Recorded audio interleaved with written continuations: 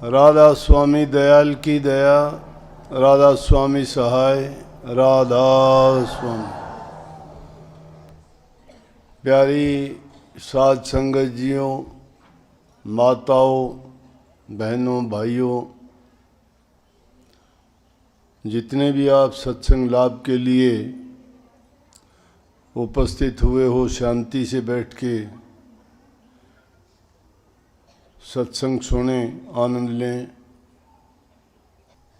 सत्संगियों को चाह होती है कि हमें दर्शन हो, सत्संग मिले, सत्संगियों से मिलें। बहुत बड़ी बात है, सत्संगी सत्संगी से मिलता है, खुशी होती है। अपनी बात उनको बताते हैं, उनसे उनकी बातें पूछते हैं। वैसे तो आज का युग ऐसा है कि इसमें घर वाले भी कोई किसी का हाल नहीं पूछता।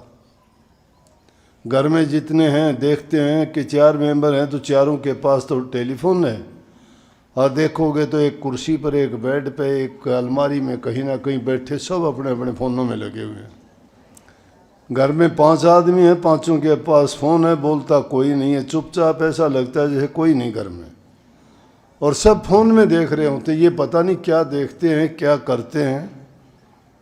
बल्कि बच्चा भी 2 महीने 3 महीने का होते ही फ़ोन लेते ही वो भी आंगली घुमाना शुरू कर देता है उस पर, कि उनको देख देख के वो यही सीखता है। कहने का मतलब ये था कि आज के युग में किसी को इतनी फुर्सत नहीं है कि कोई किसी का हालचाल जाने। घर वालों से भी उसकी कुशलक्षेम नहीं पूछते। एक यही ऐसी जगह है, ऐसा मंच है जिस पर हम सभी जाति के, सभी धर्मों के, सभी अलग अलग ख्यालात के लोग, सभी अलग अलग गांव से, प्रदेश से, परिवार से हैं, लेकिन आपस में मिल के सहभोज करते हैं, सत्संग सुनते हैं। कितनी खुशी होती है, मिल के बैठते हैं। ये हमारी पुरानी पद्धति और संस्कृति को भी याद दिलाती है। हमारे अंदर ये एक दूसरे की सहायता करने का, आपस में मिल बैठने का, प्रेम की भावना, एक दूसरे की मदद करना, दया, ये सारी की सारी चीज़ें हम समाज में रह के ही सीखते हैं, करते हैं। जो इंसान समाज में नहीं रहता है, ना तो उसकी ज़रूरतें पूरी होती हैं और ना ही वो इन चीज़ों को जान सकता है, बल्कि इन गुणों से वंचित होता है। सत्संग इंसान को घर परिवार से लेके उसके सभी प्रकार के जीवन, सामाजिक, आर्थिक तक का भी, कि उसको अपना निर्वाह कैसे करना चाहिए, उसका व्यवसाय कैसे चलना चाहिए, समाज में उसका दायित्व क्या है, उसको क्या क्या कर्तव्य निभाने चाहिए। उसके बाद में अपने आध्यात्मिक जीवन की शुरुआत होती है। वाणी तो बड़ी ऊंची ऊंची महापुरुषों ने फरमाई हैं, और उन वाणियों के पीछे एक बहुत बड़ा मकसद है इंसान को ये समझाने और बताने का कि अब जो अवसर मिला है, इंसान का चोला मिला, ये बार बार मिलने वाला नहीं। और जिन संसार के जिन कारोबार में, जिन बातों में, जिन चीज़ों को, संसार के पदार्थों को, जिनको हम अपना मानते हैं, जिनके लिए हम उनको प्राप्त करने के लिए कष्ट उठाते हैं, झूठ बोलते हैं, कपट करते हैं, बेईमानी करते हैं, लोभ लालच करते हैं, उनके कारण आपसी द्वेष बढ़ता है, लड़ाई झगड़े होते हैं, मन के अंदर पाप पैदा होता है, आपसी प्रेम भाईचारा खत्म जिससे हो जाता है, यहाँ तक कि हमारे पारिवारिक रिश्ते भी टूट जाते हैं। उन सब का कारण क्या है? अगर गौर से देखा जाए तो ये उसी इन संसारी पदार्थों की दौड़ के पीछे के उनके परिणाम हैं। जो जितने इन पदार्थों के पीछे भागता है, उतना ही वो समझो कि समाज से जुदा होता चला जाता है। तो इसलिए कही कि तज आस जगत की। इन चीज़ों से जब आस लगा के बैठ जाते हो, ये चीज़ें किसी का साथ आज तक ना निभाया है और ना आगे निभाएंगे। इनका तो उपयोग जब तक हो कर सकते हो, उपयोग भी दुरुपयोग ना करो। उपयोग की बजाय हम दुरुपयोग करने लग जाते हैं। किसी के पास ताकत है तो गरीब को दबाना शुरू कर देता है, किसी के पास धन है तो गरीबों का शोषण करना शुरू कर देता है, जिसके पास और कोई हुकूमत है तो वो दूसरों को इंसान ही नहीं समझता है, गरीब को, निर्बल को, दुर्बल को दबाता है, कुचलता है और उसके अंदर एक अहंकार पैदा हो जाता है। इसलिए किन चीज़ों से होता है कि वो चीज़ें पदार्थ जो मिल जाते हैं, लेकिन वो क्या हुआ, दुरुपयोग है। उनका सदुपयोग कैसे किया जाए? धन है तो संतों ने फरमाया है कि आप दान करो, पुण्य करो, गरीब की सहायता करो, मदद करो, उन पर दया करो। कितने हमारे देश में भूखे सोते हैं, कितने नंगे फिरते हैं, कितने किस प्रकार से अपना जीवन निर्वाह करते हैं, उन पर अगर हम दया करें, ये धर्म का मूल है। महात्माओं ने, संतों ने फरमाया दया धर्म का मूल है, पाप मूल अभिमान, तुलसी दया ना छोड़िए जब लग घट में प्राण। दया धर्म का मूल है। अगर आप किसी धर्म को मानते हो ना, हमारा इंसानी धर्म मानना चाहिए हमें। हिंदू धर्म में सभी चीज़ें हैं कि उस धर्म का अगर पालन करना चाहते हो तो अपने हृदय में दया रखो। दया किसके प्रति? हर जीव के प्रति, सिर्फ इंसान के प्रति नहीं। इंसान के प्रति तो आपको दया जब आएगी जब छोटे छोटे जीवों पर भी आप दया करेंगे। लेकिन हम क्या करते हैं, डर के आगे तो हमारे अंदर सब प्रेम भी होता है, दया भी होती है, दूसरे को सम्मान भी देते हैं, इज्जत भी करते, क्योंकि डरते हैं। लेकिन थोड़ी सी भी संसारी पदार्थों की बहुतायत हुई नहीं और खुद हम कर्ता बन जाते हैं, तो वो उन चीज़ों का दुरुपयोग है। अगर उनका सदुपयोग करें और अब एक दायरे में रह के, मर्यादाओं से बंध के, नेक कर्म करके अगर अपने जीवन को चलाएं, वो है, तब आज जगत की आस छोड़ सकते हो।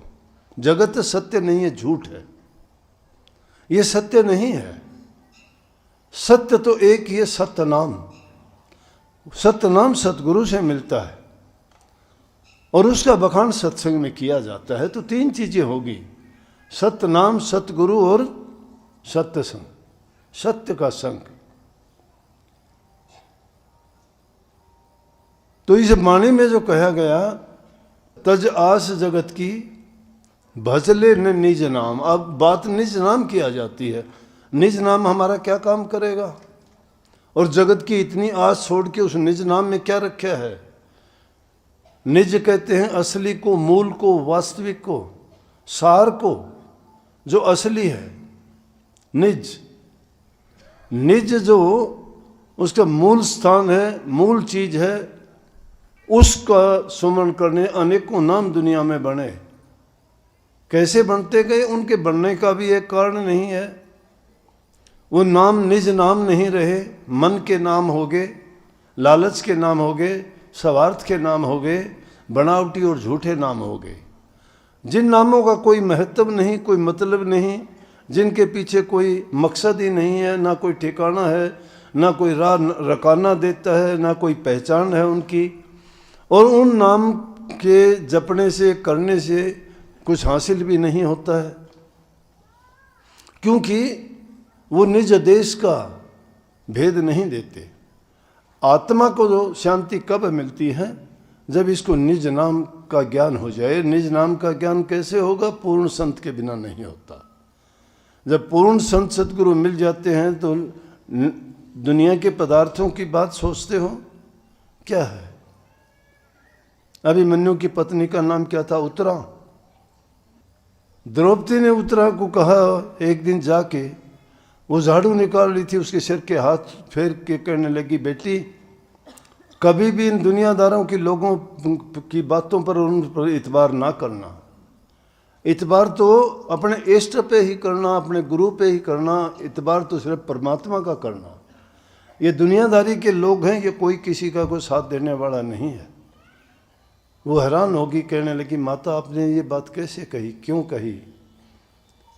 दुनियादारी के लोगों किसका इतबार क्यों नहीं करें? ने बोले अरे मेरे साथ ये घटना घटी है, ये घटना मेरे साथ घटी है। मैंने सोचा था, मेरे 5 पति बड़े बलवान थे, बड़े शक्तिशाली थे। हस्तिनापुर में मेरे साथ जो हुआ था, मुझे नंगा करना चाहा था। और मैं किस बात के लिए कि कौरवों और पांडवों ने जुआ खेला था और जुए में मुझे भी लगा दिया दाव पर पांडवों ने। जब मुझे दाव पर लगा दिया और उसको भी हार गए थे, तो दुर्योधन ने और दुशासन ने मुझे नंगा करना चाहा था। और मुझे भरोसा था मेरे अपने 5 पतियों पर जो बड़े शक्तिशाली थे, ताकतवर थे दुनिया में, लेकिन कोई भी मेरी मदद नहीं कर सका। उसी सभा में गुरु द्रोण, भीष्म पितामह जैसे और धृतराष्ट्र जैसे सभी वहाँ मौजूद थे। उनको भी मैंने सहायता के लिए पुकारा, कोई मेरी मदद के लिए नहीं आया। वो दुनियादारी के लोग हैं, मेरे अपने थे ना, मेरे अपने कहते थे उनको। मैं उसी राजघराने से संबंध रखती थी, लेकिन कोई भी नहीं आया। लेकिन जब मैंने श्री कृष्ण जी को याद किया, तो द्वारिका में कृष्ण जी को जब ये बात देखी कि जब किसी का भक्त दुखी होता है और उसका गुरु, उसका मालिक, उसका संरक्षक जिस पर उसका इतबार है, उसको बेचैनी हो जाती है। जब किसी भगत को तकलीफ होती है, भगत सच्चा होना चाहिए ना, बनावटी भक्ति नहीं, जो जबान से तो तुम गुरु गुरु करते हो लेकिन मन के अंदर कुछ और ही है। भावना जब सच्ची नहीं है तो क्या गुरु है, क्या परमात्मा है, क्या सतनाम करेगा? अगर सच्चाई तुम्हारे दिल के अंदर है, तुम्हें तकलीफ हो जाए तो गुरु तुम्हारा साथ खड़ा नहीं मिलेगा क्या? लेकिन हम तो क्या करते हैं, वो बात जो कही है कि दुख में सुमरण सब करे, सुख में करे न कोई, जो सुख में सुमरण करे तो दुख का एका हो। तुम तो दुख में तो हम याद करते हैं, बड़ा याद करते हैं, और सुख में कभी भूले से भी याद नहीं करते, खुद ही खुद बन जाते हैं। सब कुछ हम होते हैं, सब कुछ हम हो जाते हैं, कोई ज्ञान गिनती नहीं। गुरु क्या होता है, नाम क्या होता है, क्या धर्म होता है, क्या, कुछ नहीं। जो हम कहते हैं वो सही है, सब कुछ अपने आप को मान लेते हैं, अहंकार हो जाता है। तो जब द्रौपदी कहने लगी कि जब याद किया तो कृष्ण जी द्वारका में तिल मिलाने लगे, बेचैनी होगी उनको, इधर उधर घूमने टहलने लगे।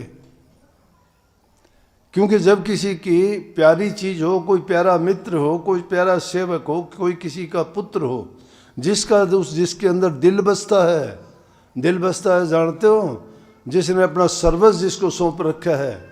जिस प्रकार से शिष्य भी कहता है कि मैंने गुरु को तन मन धन देके नाम की दीक्षा ली है उनसे। नाम की दीक्षा इन चीज़ों के बदले में मिलती है, लेकिन गुरु इन चीज़ों को लेता नहीं है। उनका देने का भी अर्थ कुछ अलग ही है। तन मन धन अर्पण करना चाहिए शिष्य को, गुरु को। क्यों अर्पण करना चाहिए? कि हम नादान हैं, हमारी बुद्धि इतनी अच्छी बातों को नहीं पचा पाती है, ना ही सोच सकती है। हम अपने तन से, मन से और धन से गलतियां, पाप कर्म और हर प्रकार की हमारे से कुछ ना कुछ अनीति हो जाती है। इसलिए हमें वो चीज़ अपनी नहीं रखनी चाहिए। जहाँ अपनी चीज़ होगी और हमारा अधिकार होगा, हम अपनी मर्जी से प्रयोग करेंगे। लेकिन जब वो तीनों चीज़ें गुरु को सौंप दी तो हमारा उससे अधिकार नहीं रह जाता। अब अगर हम देते ही नहीं है वो अलग बात है, नहीं तो शिष्य को चाहिए कि गुरु को सर्वस्व दे दे, लेकिन गुरु को चाहिए कि शिष्य का कुछ नहीं ले। इन तीनों चीज़ों को देने का मतलब हो जाता है कि वो अपनी मर्जी से कोई काम नहीं करेगा, हर काम के करने में गुरु की आज्ञा को शिरोधार्य करेगा, प्रथम गुरु की आज्ञा लेगा। कि धन से मैं कौन सा काम करूं जिससे कोई मेरे से अनीति या गलत काम या पाप कर्म ना हो। मन से क्या करूं मैं और तन से क्या करूं। और मुख्य रूप से गुरु धर्म जितने भी धर्माचार्य हैं, जितने हमारे ग्रंथ है, सब ने कहा है कि तन से सेवा करो, मन से हरि के नाम का सुमन करो, और धन से दान पुण्य और नेक कर्म करो, दूसरे का हित परमार्थ और परोपकार कमाओ। तुम्हारी तीनों चीजें सफल हो जाती हैं। वो गुरु की आज्ञा में काम किया है। अगर अपनी मर्जी से करते हैं तो तीनों चीजें भी बेकार चली गई और हमारी बातें भी मिथ्या हो गई। हम गुरु के नहीं रहे, क्योंकि हमने अपनी मर्जी और अपनी बुद्धि से काम लिया है। तो मैंने बात जो कह रहा था, उसी वक्त में श्री कृष्ण जी को ताला मेली लग गई, बेचैनी भी हो गई। इधर से उधर घूमते हैं। रुक्मिणी पूछती है, क्या बात है, आप इस तरह से इतने बेचैन क्यों हो? कहने लगे, क्या बताऊं, मेरे एक भक्त है जिसमें अब बहुत बड़ी भीड़ पड़ी है, बहुत परेशान है वो। बोले, परेशान है तो आप जाते क्यों नहीं? बोला, जाऊं तो जब मुझे कोई पुकारे। उसने मुझे याद तो नहीं किया ना, अभी पुकारा नहीं है। अभी तो अपने दुनियादारों के जो लोग हैं, जिनको अपना मानते हैं, उनको ही पुकारा है उसने। अगर मुझे पुकार ले तो मैं तो एक सेकंड भी नहीं लगाऊंगा, एक छिन्न में प्रकट होके जाके अपने सारे काम कर दूंगा। और उधर से जब द्रौपदी ने जब देखा कि कोई भी मदद करने वाला नहीं, जब अंत में उसने श्री कृष्ण जी को याद किया। रुक्मिणी बोले, इतनी प्यारा भक्त आपका कौन है? कहने लगा, द्रौपदी। बोला कि एक बार जब मैंने सुदर्शन चक्कर को धारण किया था, और जब सुदर्शन चक्कर धारण करने लगा तो मेरी उंगली में चोट लग गई थी, इसलिए कहता हूं सबसे प्यारा शिष्य और शिष्य क्यों है वो। और उंगली में जब चोट लग गई तो कोई पट्टी लेने के लिए भागा, कोई दवाई लेने के लिए गया, कोई वैद्य के पास, हकीम के पास गया, लेकिन द्रौपदी वहां थी। उसने आव देखा ना ताव देखा, अपनी साड़ी का पल्लू पाड़ दिया, ये भी नहीं देखा कितनी कीमती साड़ी है, और मेरी उंगली को फटाफट बांध दिया। उस एक लीर के बदले मुझे कर्ज चुकाना है उसका। और वही दुशासन जो उनको नंगा करना चाहता था, और द्रौपदी ने आखिर में हार के जब श्री कृष्ण जी के सामने मन में याद किया कि मेरी लाज बचाओ श्री कृष्ण जी, दुष्ट लोग मेरे पीछे पड़े हैं, लज्जाहीन हैं ये, मुझे बेशर्म करना चाहते हैं, भरी सभा में नंगा करना चाहते हैं, एक नारी के साथ उत्पात करना चाहते हैं, और इस दुख की घड़ी में कोई मेरा साथी नहीं, आप हो, आप ही हो सब कुछ, आपके सिवा कोई नहीं मेरा। और ये बात कहते ही श्री कृष्ण जी ने वहीं से अपनी दिव्य दृष्टि, दिव्य शक्ति से वहीं से साड़ी बढ़ा दी। एक छोटी सी पट्टी के बदले इतनी लंबी साड़ी कर दी कि दुष्ट दुशासन खींचते खींचते हार गया, नंगा नहीं कर पाया। ये होता है जब गुरु को सच्चे मन से तुम याद करो। सतगुरु तो तुम्हारा सब कुछ करने के लिए तैयार रहता है, लेकिन तुम्हारा यकीन गुरु पर कम और दुनियादारों पर ज़्यादा होता है। ये दुनिया, इसलिए उसने कहा कि बेटी, मैंने इसलिए कहा कि दुनियादारी के लोग हैं, तमाशा देखने वाले हैं, कोई किसी का नहीं है। स्वार्थ पूरा होता है तो अपने हैं, स्वार्थ होता है तो ये पेट के अंदर बढ़ जाते हैं, बात मीठी मीठी करते हैं, और ऊपर से कुछ होते हैं और अंदर से कुछ और होते हैं। धोखा, कपट, बेईमानी इनके अंदर भरी होती है। अगर ये निष्कपट, निश्चल दिल से अगर कोई भी काम करते हैं तो उस काम में कभी कमी आ नहीं सकती, सच्चे मन से। इसलिए उसको सत्य नाम कहा है, निज नाम कहा है। वो निज नाम की खूबी क्या है कि निज नाम निज देश का भेद देता है। जहाँ पर ये हमारी रूह निज देश में हमेशा आनंद से भरपूर मस्त मगन रहती थी, और उसको किसी प्रकार की कोई दुख, कष्ट और कलह नहीं थी। और यहाँ भी उसी तलाश में घूमती है, ये सह खोजने की कोशिश करती है कि मुझे शांति मिले, शांति मिले। सब कहते हो शांति नहीं है, शांति नहीं है। कोई धन में शांति ढूंढता है, नहीं है। कोठी बंगलेकारों की कमी नहीं जिन पास में, वो भी ये कहते हैं कि बहुत दुखी संसार में। कमी नहीं है उनके पास, किसी चीज की कमी नहीं। वो कहते हैं क्या दुखी हैं बहुत। और धन में सुख ढूंढने वालों धनवानों से पूछ लो, वो भी ये कहते हैं कि बहुत दुखी संसार में हम दुखी हो गए कारोबार के कारण। लंबे चौड़े जिनके परिवार हैं, भाई भतीजे बहुत हैं, कोर्ट कचहरियों में जाके देख ले, उनके मुकदमे चलते हैं। भाई भाई का मुकदमा, चाचे ताऊ का मुकदमा है, बहन भाई का मुकदमा। किस चीज के लिए? थोड़े हित और स्वार्थ के लिए। कितने लोगों के ऐसे काम होंगे। लेकिन सत्संग में जाओगे, कहते हैं कि अरे भाई जो तेरा है संतोष कर, संतोष करो। जो इंसान संतोष कर लेता है उसके पास सब कुछ है। शांति चाहिए इस रूह को। ये दुखी है इस संसार में, ये संसार दुखों का कारण है। महात्मा बुद्ध ने यही कही थी कि संसार दुखों का कारण है। और दुख के कारण क्या है? यही चीजें हैं। उस सुख की तलाश में महापुरुषों की शरण में जाते हैं। महापुरुषों की शरण में जाके उनसे वो सूत्र पूछते हैं कि हमें वो ज्ञान दीजिए। वो ज्ञान निज नाम होता है। उसे निज नाम की कमाई करनी पड़ती है। संतों ने उसके 3 ही तरीके बताए हैं। उसका सुमन करना है, ध्यान करना है और भजन करना है। लेकिन करेगा कौन? जो सच्चे दिल से करेगा, जो बुराई को छोड़ देगा। बुराई जब तक है तब तक वो निज नाम आपके हृदय में नहीं। अंतर की सफाई करनी पड़ेगी। इस मन के अंदर जो मैल भरी पड़ी है, जो कचरे भरे पड़े हैं, जो पाप कर्म का प्रभाव जमा हुआ है, युगों युगों से हमारे खोटे मंदे कर्मों का जो हमने इसमें कूड़ा करकट इकट्ठा कर रखा है, वो बुहारना पड़ेगा। जब तक बुहारा नहीं जाता है तब तक नाम वहां नहीं ठहर सकता। इसीलिए तो कहते हैं ना, आप हमारा नाम में मन नहीं लगता। आप भी लगा के देख लेना। नहीं लगाते हो, मुझे पता है। मैं इन हालात से गुजरा हूं, मुझे पता है, मेरा भी नहीं लगता था। लेकिन कब लगता है? जब लगन लगती है। जिसको सच्ची लगन लग जाती है वो परवाह नहीं करता, वो लगाता है मन। क्या क्या करेगा, कहाँ लगाएगा? जब इंसान का कोई जोर नहीं चलता है, जब उसको कोई दूसरा उपाय नहीं सूझता है, तो उसको वो करना पड़ता है। तुम्हें कुछ खाने के लिए नहीं मिले, किसी कमरे में बंद कर दिया जाए, मजबूर हो तुम, मर्जी से नहीं, लेकिन मजबूरी के कारण तुम्हें भूखा रहना पड़ता है। पानी नहीं है, मजबूरी के कारण प्यासा रहना पड़ता है। लाइट नहीं है, उसमें अंधेरे में मजबूरी के कारण रहना पड़ता है। मजबूरी है, लेकिन अपनी मर्जी से नहीं रहना चाहते हो। परंतु रात को सोते समय आपकी मजबूरी नहीं है, लाइट को बंद करके सोते हो, मर्जी है वो आपकी। तो मन मर्जी से जो काम करते हैं, जिससे करते हैं, उसमें आदमी को शांति भी मिलती है और जो उससे लाभ चाहता है वो भी उसको प्राप्त होता है। तो वो सही रास्ता क्या है कि जब मन के अंदर लगन बिरह तुम्हारी सच्ची जब पैदा होगी ना, फिर तुम्हें गुरु खुदा नजर आएगा।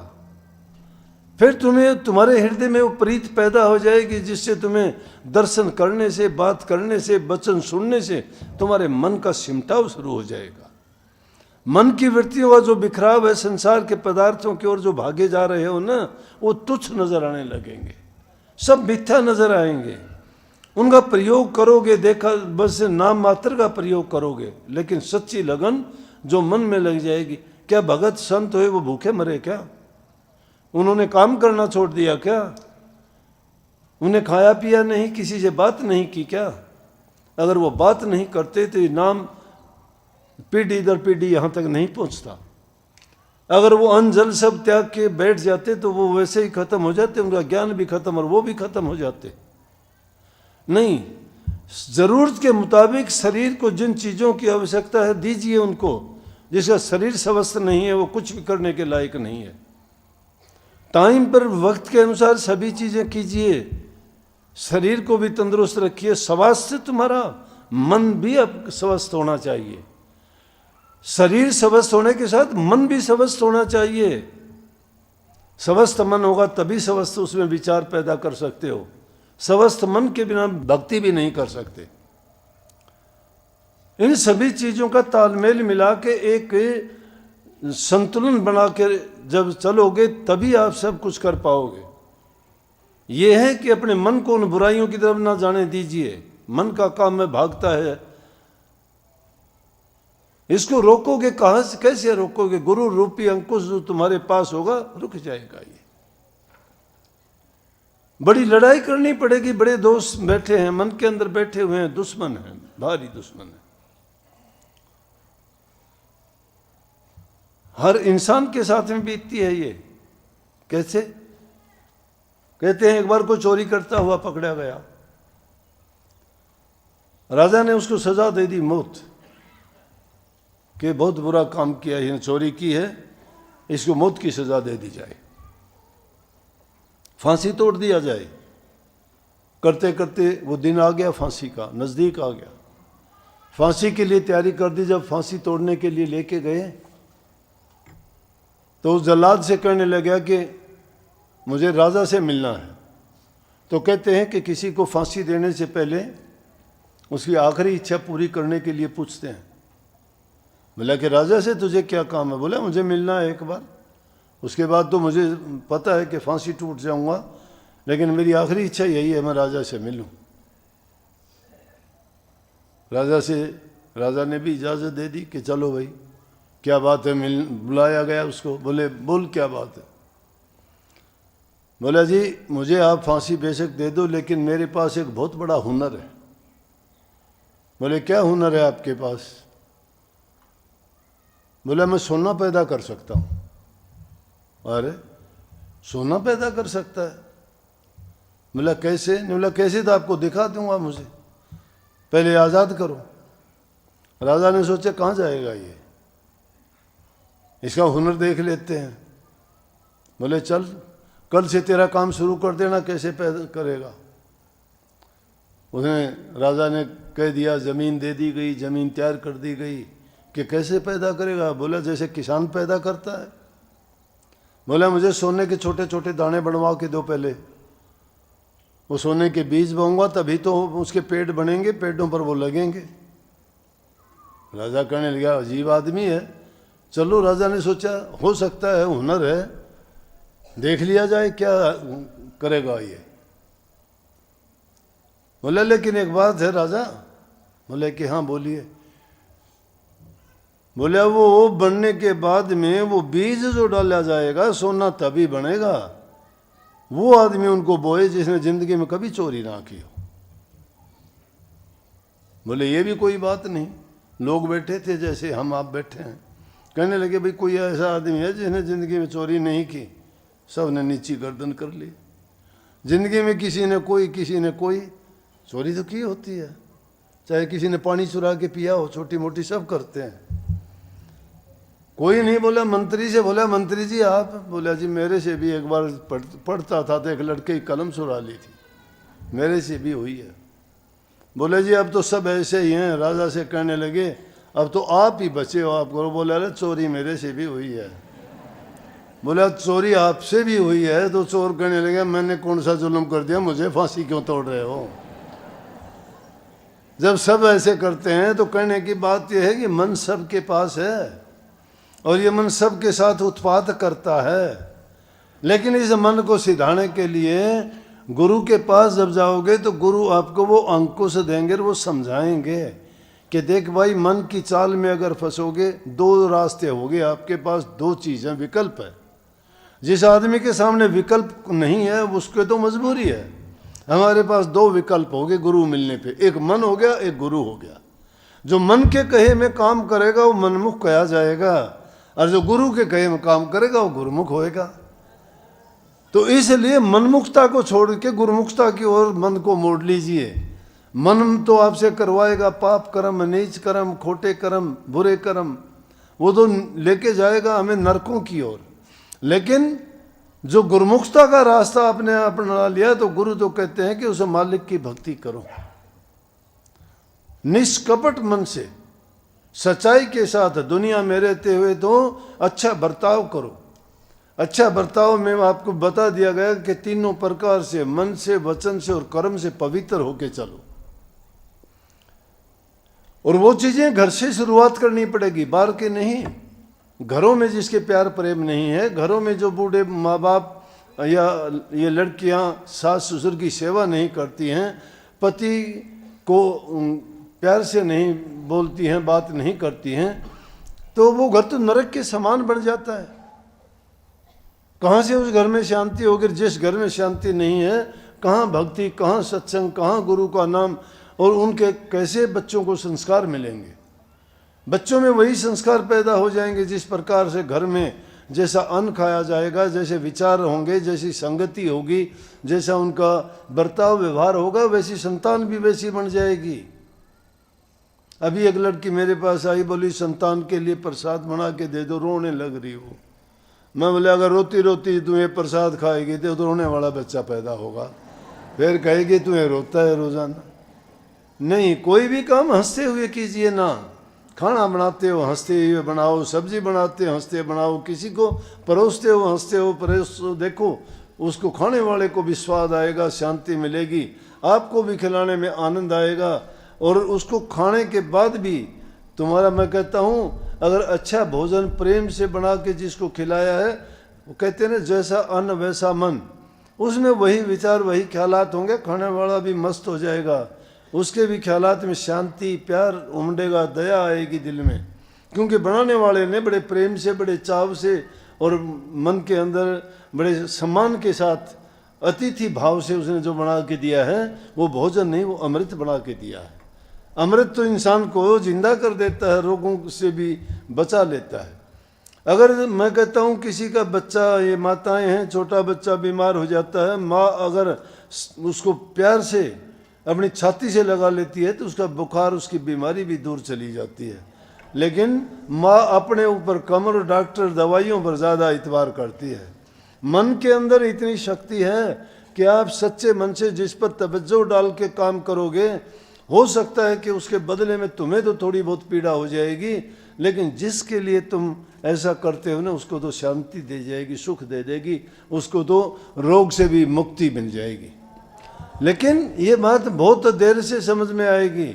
नाम के जपने वाले हो आप, भक्ति करने वाले हो, कहते हो ध्यान और अभ्यास भी करते हैं, तो फिर इन बातों के पचड़े में कैसे पड़ते हो? फिर भी आपको ये तकलीफें छोटी छोटी क्यों होती हैं? आप अपनी पीड़ा आके गुरु के सामने क्यों छोड़ते हो? और सबसे बड़ी बीमारी जो रोग हमें लगा हुआ है वो तो जन्म मरण का रोग है, और उसकी दवाई है वो सतनाम है, वो भी तक आपको मिला हुआ है। और जब तुम्हें वो चीज़ मिली हुई है, भीखा साहब कहते भीखन है भूखा को नहीं, सब कह पल्ले लाल गांठ खोल पर क्या नहीं, इस विध भय कंगाल।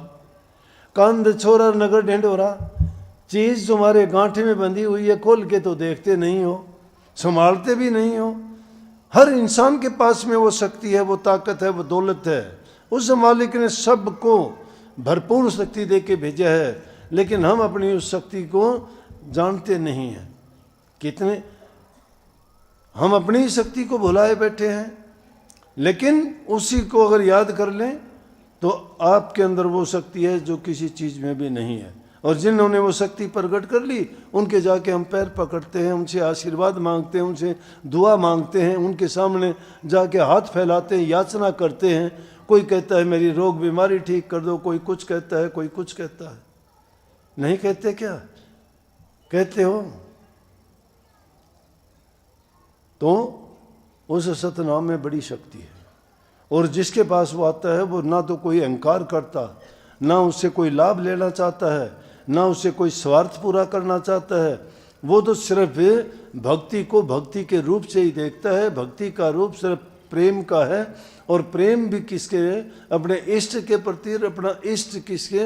राम। पलटू साहब कहते संतो राम को एक कर जानिए, दूसरा भेद न तन कान, लाली जो छिपी है मेहंदी के पात में, दूध में घी इस भांत जाने, फूल में बास जो काठ में आग है, संत में राम इस भांत जाने, दास पलटू का संत में राम, राम में संत, ये सत्य मानना।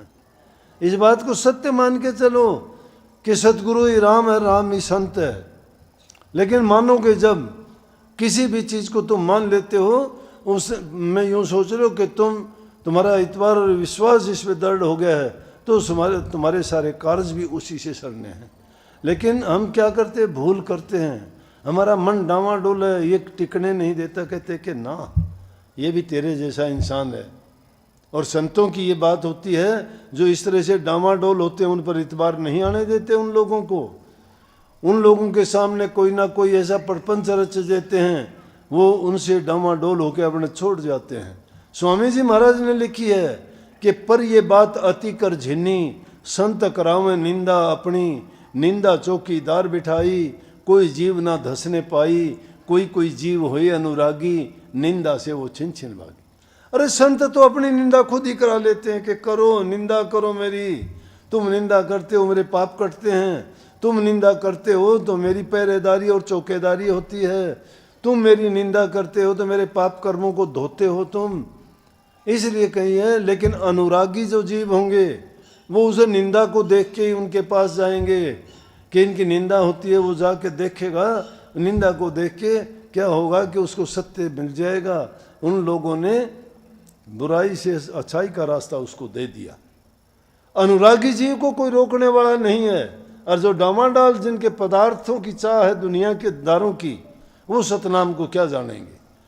गुरु की शरण दृढ़ जो कर लेता है, गुरु की शरण दृढ़ कर ले बिना इसे काज नहीं सरना, मान दो ये दो बात ये मेरी कर मत और कुछ जतना, हार जब जाए मन तुझसे चढ़ा दे सूरज को गगना।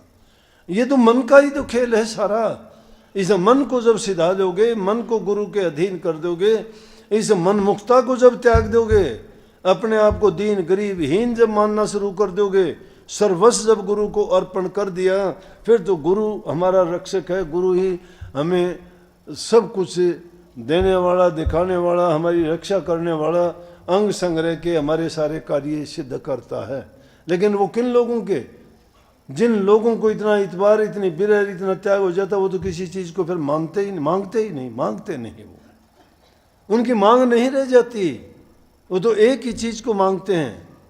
अरे पपैया स्वाति बूंद को ही मांगता है, दूसरा पानी दुनिया भर का है, समुद्र भरे, नदी भरे, पौन और कितने जोड़ छपड़े भरे, मांगता है किसी पानी को, एक स्वाति बूंद को ही मांगता है। पीऊंगा तो उसी को पीऊंगा, नहीं पीना। लेकिन जो कागवृत्ति के लोग हो जाते हैं, उनकी चोंच चाहे सोना मंडा दो, फिर भी वो कागपना करेंगे, वो नहीं छोड़ते के कागपना जिसने करना है, क्योंकि कागवृत्ति छूटती नहीं। उसको हंसों की पार्टी में छोड़ दोगे, रुकेगा थोड़ा वो, उसके नहीं लगेगी, छोड़ जाएगा, भाग जाएगा। कागों में खुश रहता है, हंसों में तो कोई हंस जाके मिलेगा, सत्संगियों में जाके सत्संगी खुश होगा। सत्संगी गुरु की बात, गुरु की महिमा, नाम की महिमा करेगा, सुनेगा, और उन्हीं बातों में रात दिन अपना गुजरान करेगा, दूसरी बातों को दिमाग में ही नहीं आने देगा। जो चपल चालाक होंगे, जो कपटी धोखेबाज होंगे, उनके मन में कुछ और ही चलता रहेगा, उनके दुनियादारों की बातों की तो प्रधानता होगी, और गुरु की बातें कोई मायने नहीं रखेंगी। और बातों में तो बड़ी चपलता, बड़ी चालाकी, बड़ी होशियारी होगी, लेकिन गुरु की बात उनको अच्छी नहीं लगेगी। क्यों नहीं लगेगी? मन मुक्ता है, मन की खुराक नहीं मिली उसको। जो गुरुमुख है उसको गुरुमुखता की बात मिलेगी, उसमें मस्त रहेगा वो। जब भी कोई कहेगा तो कहेगा कि गुरु की बात सुना, गुरु की बात, गुरु पर इतबार और विश्वास जिसका दृढ़ है, तो उसका जीवन सफल है। या तो गुरु पर इतना यकीन दृढ़ कर लो कि गुरु के सिवाय तुम्हारी दूसरी मंजिल नहीं है, कुछ करने की जरूरत नहीं है। या फिर अपने आप को इतना, तुम इतनी मेहनत करो, इतना अपने ध्यान और अभ्यास में अपने मन को जोड़ो उस शब्द से कि उस शब्द में और तुम में कोई अंतर ना रहे, फिर तुम्हें अंतर में ये विश्वास और यकीन भी आ जाएगा कि गुरु क्या है। फिर आपको ये यकीन होगा कि वही गुरु जिसको हम देह रूप में देखते हैं, शब्द रूप भी वही है, वही परमात्म शक्ति भी वही है, वही नूरानी रूप भी वही है, वही दुनियादारी में देह रूप में है, लेकिन वो अंतर में जो देह रूप नहीं है बल्कि नूर रूप में है, शब्द रूप में है, शक्ति रूप में है। इसलिए उसको सतनाम के जरिए, सतनाम के द्वारा ही उसको हासिल किया जा सकता है। उसके लिए तभी कही है कि दुनियादारी की जिन चीज़ों से हम आस बांध लेते हैं, ये दुनियादारी की चीज़ ना आज तक किसी ने साथ निभाया ना निभा सकते हैं। थोड़े दिन के साथी हैं, कोई कुछ दिन में छोड़ जाता है, कोई कुछ दिन में छोड़ जाता है। जब यहाँ कोई रहने वाला ही नहीं है, ये तो मिट्टी का काम है। जिस तरह फरीद साहब ने कही फरीद साहब चले जा रहे थे, देखते हैं कि एक जगह पर मिट्टी है और वहां मुर्दा रखा हुआ है, मुर्दे को मिट्टी में दबाने वाले हैं। विचार और ख्यालात आता है, सोचता है इंसान, हर इंसान सोचता है, लेकिन जब तक दुनियादारी की चीज़ों में पड़ते हैं तो हमें मौत याद नहीं रहती। जो मौत को हमेशा याद रखता है वो इंसान कभी गलती भूल नहीं करता है, वो भटकता नहीं है, वो मालिक के रास्ते पे ही चलने की कोशिश करता है। क्या किया तो उसको देख के फरीद साहब कहते, देख फरीदा मिट्टी खुली, मिट्टी उते मिट्टी डुली, मिट्टी हंसे मिट्टी रोवे, अंत मिट्टी दा मिट्टी होवे। मिट्टी, अरे मिट्टी तो है ये हमारा शरीर, ये तो मिट्टी में मिल जाना है, चाहे इसको कोई किसी रूप में, चाहे इसको अग्नि की सुपर्द करना, चाहे मिट्टी की सुपर्द करना, चाहे इसको पानी में बहा देना, आखिर मिट्टी में ही मिलना है। जब ये है मिट्टी और मिट्टी में ही मिल जाना है, तो ये तो ऐसा समझो कि जिस प्रकार से कोई बेगाना औजार हमें मिला है और उससे हमें अपना काम करना है। ये जीवन रूपी मौका अवसर हमें मिला है अपने जीवन को संवारने का, और ये बेगाना औजार मिला है, वो टाइम पर नहीं तो हमसे छीन लेगा। तो उसके छीनने से पहले हमें क्या करना चाहिए कि इससे अपना काम निकाल लेना चाहिए। हमारा काम क्या है कि भक्ति करके हमने जो जन्म मरण की बीमारी और रोग लगा हुआ है उसको जीत लेना चाहिए, फिर इस दुनिया में नहीं आना चाहिए। और वो हमारी कब इच्छा पूरी होगी?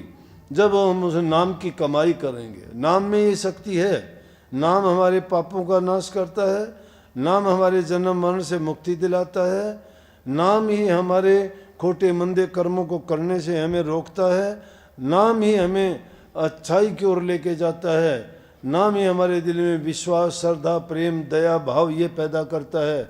नाम के बिना तो हम ऐसे हैं जिस प्रकार से अंधेरी रात चंद्रमा के बिना, पुत्र के बिना जिस प्रकार से घर सुना है, इसी प्रकार से बिना नाम के, नाम बेहुना इंसान का जीवन भी ऐसे ही है। नाम बेहुना जीवन ऐसे ही है जिस प्रकार से पुत्रहीन परिवार, कहते हैं ना कि घर में चानना पुत्र का होता है, पुत्र नहीं तो बुरा मानते हैं कि घर में लड़का नहीं है, चानना हो जाता, अगर लड़का हो जाता तो बोलते हैं कि नहीं बोलते। और अगर चंद्रमा नहीं है तो अंधेरी रात है, तो रात का क्या है? अंधेरी रात को कोई पसंद नहीं करता, वो उस चंद्रमा से प्रकाशित हो जाती है।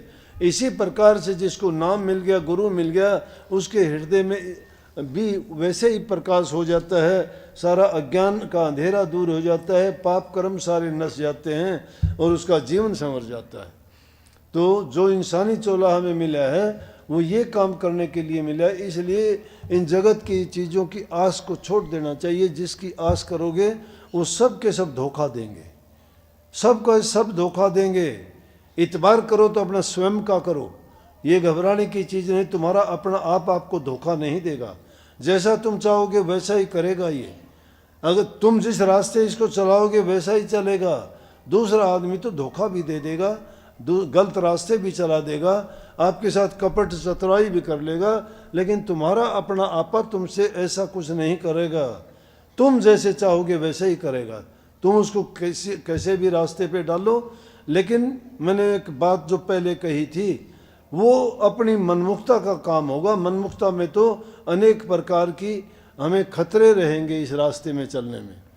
भक्ति के आध्यात्मिक मार्ग में अकेला चलने में बहुत खतरे हैं, जगह जगह बहुत गिरावट आती है। अभ्यासी आदमी को पता है, जब अंतर में जाएगा तो मन गिरा लेगा। अनेक प्रकार के लोभ लालच आपको मिलेंगे, ऐसी ऐसी चीज़ें आपके पास आनी शुरू हो जाएंगी, इज्जत मिलनी शुरू हो जाएगी, तुम्हें मान मिलेगा, अभिमान हो जाएगा, उससे तुम्हारी बढ़ाई शुरू होनी हो जाएगी। तो समझो ये तुम्हारी गिरावट शुरू हो गई है।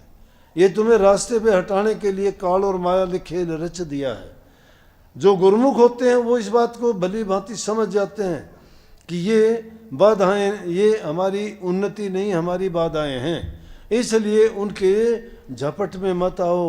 वो काल की तरह से झपट मारेंगे, जिस तरह से काल जैसे बाज पंछी को दबोच लेता है अचानक आके, इसी तरह से जीव को भी वो मौत और वो काल इसी तरह दबोच लेते हैं। परंतु उससे बचने का जो उपाय है वो ये है कि इन चीज़ों को अपने पास ना फटकने दो। अपने गुरु को आगे रख के जो गुरु ने आज्ञा दी है, जो गुरु ने हमें शिक्षा उपदेश दिए हैं, उनके अनुसार हमें नाम भक्ति करनी चाहिए। और उनमें सबसे पहले है नाम का सुमरण करना। सुमरण भी किस प्रकार से करो कि किसी को बताना सुनाना दिखाने की जरूरत नहीं है।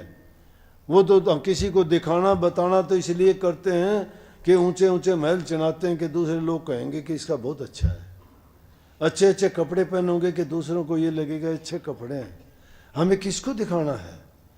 वो नाम से अपना अंतर से जाना है, वो दिखाने की चीज़ नहीं है। और जिसने भी नाम की भक्ति की ना, उन्होंने छिपाया, किसी को बताया नहीं। पर दादू साहब कहते हैं कि काहे रे बकवाद लाई हो, जिन हरी पाई हो तिन ही छिपाई हो। कि क्यों बकवास करते हो खाम खा की? जिसने भी परमात्मा को पाया उसने छिपा लिया, बताया ही नहीं, वो तो गुपचुप हो गया। रास्ता बड़ा सुलभ है, बड़ा सौखा है, कोई कष्ट नहीं है उसमें। एक बार रास्ते में चलते हुए तो ये है, क्योंकि दुनियादारी की जिस रास्ते पे चले जा रहे हैं वो सौखा अब लगता है, क्योंकि उस पर चलते चलते हमें सदियां बीत गई, जन्म बीत गए, इसलिए हमें वो कठिन नज़र नहीं आता। लेकिन उस रास्ते को छोड़ के वो नया काम जब करना चाहते हो ना, फिर तो हमें बहुत कष्ट होता है। क्यों? इसमें तो पाबंदियाँ होगी, ना मर्जी का खा सकते, ना मर्जी की बात बोल सकते। जो चीज़ खुले आराम से करने की इजाज़त थी वो अब नहीं कर पाएंगे। ना झूठ बोलते, ना निंदा कर सकते, ना चोरी कर सकते, ना किसी को बुरा भला बोल सकते, तो बड़ा कठिन हो जाता है। इसलिए वो रास्ता तजना पड़ेगा। उस जीवन को छोड़ के एक नए जीवन में प्रवेश करना है। उस बुराई को त्याग के अच्छाई की ओर चलना है। वो हमारा जब तक बदलाव नहीं होता है तब तक समझो कि हम खाली रह जाते हैं, तो हमारा ये जीवन का सफ़र बेकार चला जाता है। जो पूंजी हम लेके आए थे मालिक से, वो हमने बर्बाद कर दी। ब्याज भी गया, मूल भी गया, और खाली हाथ आए थे खाली गए। क्या किया हम आए के, क्या करेंगे जाए, इतके भय ना उतके चाले मूल गंवाए। क्या किया हमने यहाँ आके, और क्या करेंगे जाके वापिस? ना हम वहाँ के रहे ना यहाँ के रहे, जो मूल था वो भी हमने गंवा दिया। इसलिए जब तक हमारे पास ये मूल है, कोई मूर्ख होगा जो अपनी जमा पूंजी को बर्बाद करके जाता है, लेकिन जो हर आदमी चाहता है कि उससे वो लाभ उठाए, परंतु इंसान ये गलती करता है, वो अपने जीवन को उसी प्रकार से बर्बाद करता है जो जिस प्रकार से कोई मूर्ख या अनजान अपनी पूंजी को बर्बाद कर देता है। तो इसको पूरा लाभ उठाने के लिए गुरु की आज्ञा में रहते हुए नाम की कमाई करो, सुमन करो, ध्यान करो, अभ्यास करो। एकांत में जब भी जाओ, जरूरी नहीं है कि एकांत में जाने के बाद में आप जो तरीका ध्यान में बैठने का बताया उसी पे रहो, नहीं। चिंतन करो, उस टाइम पे वो ध्यान है तुम्हारा। वो ख्याल और विचार मन से ना जाने दो, चाहे तुम लेट के करो, सोचो कि आखिर जिंदगी का नतीजा क्या होगा, मैंने क्या किया, क्या करना चाहिए था, क्यों नहीं करता मैं, मेरे कौन से। कई है ना शब्द में गाया करते हैं, मेरे पाप कर्म ही मुझको न तुझसे मिलने देते हैं, जब चाहूँ मैं दर्शन करना रोक मुझे वो लेते हैं। इंसान के खोटे मंदे कर्म में जब वो चाहता है कि गुरु के दर्शन करूं, संगत में जाऊं, सत्संग सुनूं और अपना लाभ उठाऊं, लेकिन उसके खोटे कर्म सामने आ जाते हैं, नहीं जाने देते। कोई ना कोई बाधा खड़ी कर देते हैं उसके सामने, कोई ना कोई ऐसा रास्ता। फिर वो दुनियादारी की चीज़ अच्छी लगती है, वो रोक लेती है रास्ता। जो अच्छी चीज़ लेने के लिए जाता था वो एक छोटी सी चीज़ के लिए कहीं ना कहीं और ही भटक के रह जाता है। तो ये खेल है। जब भी तुम अच्छे रास्ते की ओर चलोगे, तुम्हारे पाप कर्म तुमको रोक लेंगे, नहीं जाने देंगे। लेकिन सतगुरु के संग में, सतगुरु के दर्शन करने से, मैं तो कहता हूँ संतों के दर्शन से आई टले बला जो सुख सोड़ी में वो कांटे में टल जा। फिर बड़ा कठिन है, पिया का मार्ग कठिन है, खांडे की धारा, डगमगे तो गिर पड़े नहीं उतरे पारा। खांडे की धार पर चलना आसान काम नहीं है।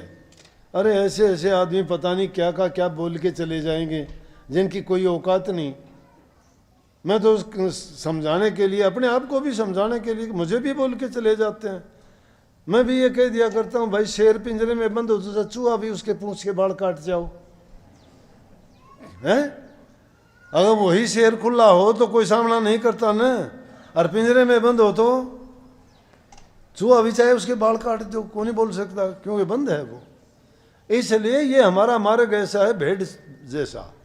भेड़ जैसा कोई पकड़ के ले जाओ, कोई ऊन तार लो, कोई काट लो, कोई मार लो, कोई लठ मार दो, बेचारी प्या प्या तो कर सकती है और उसका जोर कुछ चलता नहीं है। तो ये भेड़ मारेगा हमारा, बड़ा सादगी का, बड़ा गरीबी का, बड़ा दुर्बलता का, निर्बलता का, बड़े निर्बल है, जिनकी कोई औकात नहीं, वो बोल देगा, कुछ का कुछ बोल देगा। बोलो भाई बोलो, संत तो चाहते हैं बोलो, क्योंकि उनको पता है बोलने वाला वो नहीं बोलता, उसका अहंकार बोलता है।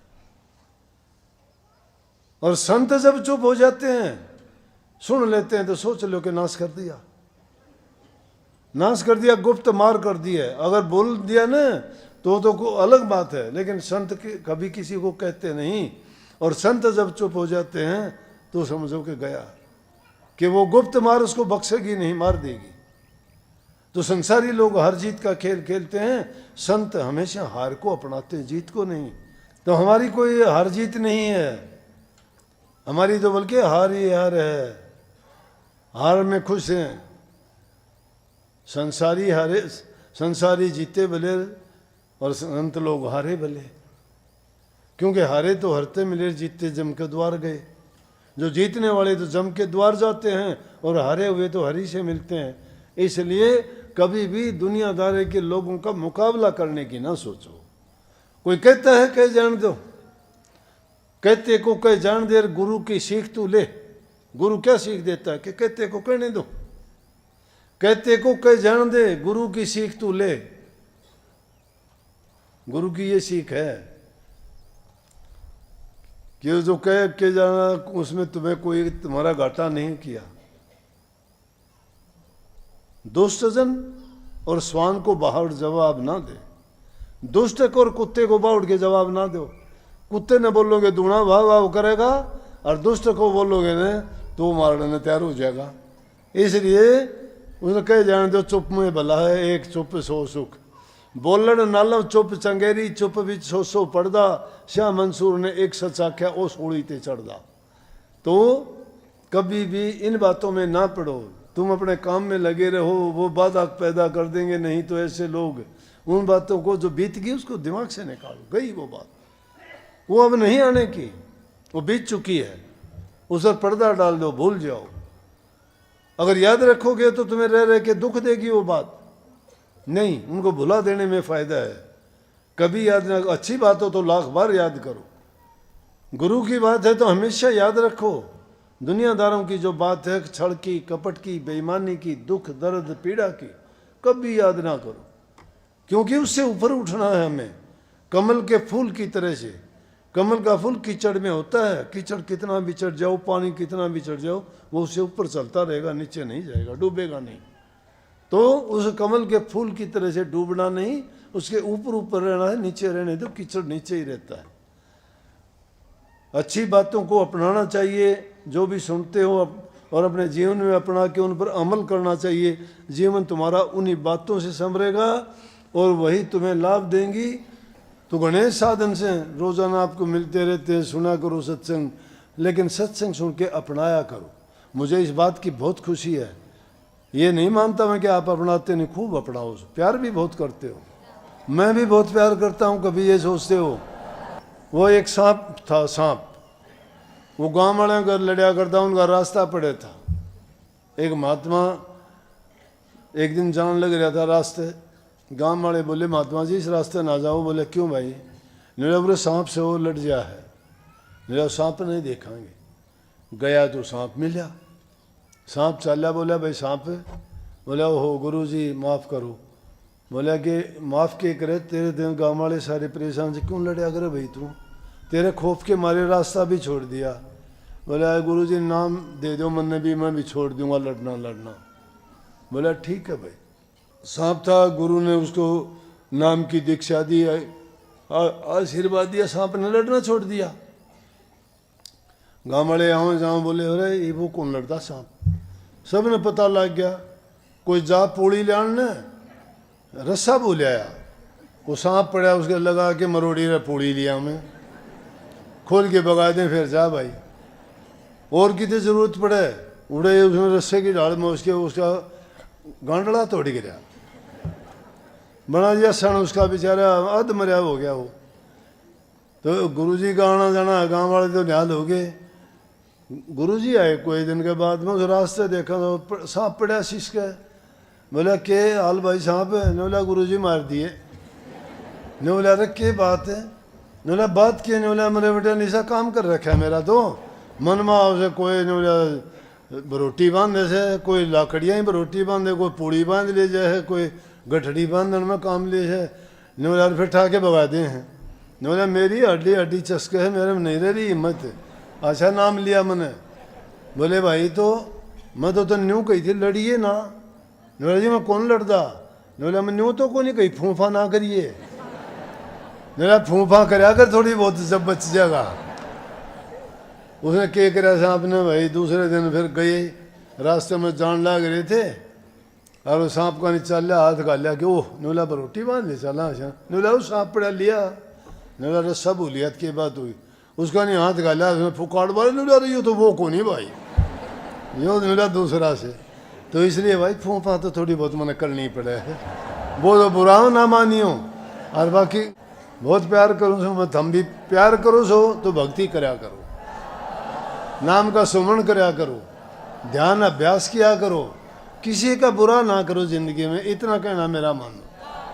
थारा बुरा करे उसका भी थम अच्छा करियो, थारा फिर अच्छा मैं करूँगा मेरी गारंटी से। मेरा अच्छा करनिया मेरे पास है, इसलिए कहूँ सो मैं। बहुत बहुत आशीर्वाद सबको। राधा स्वामी।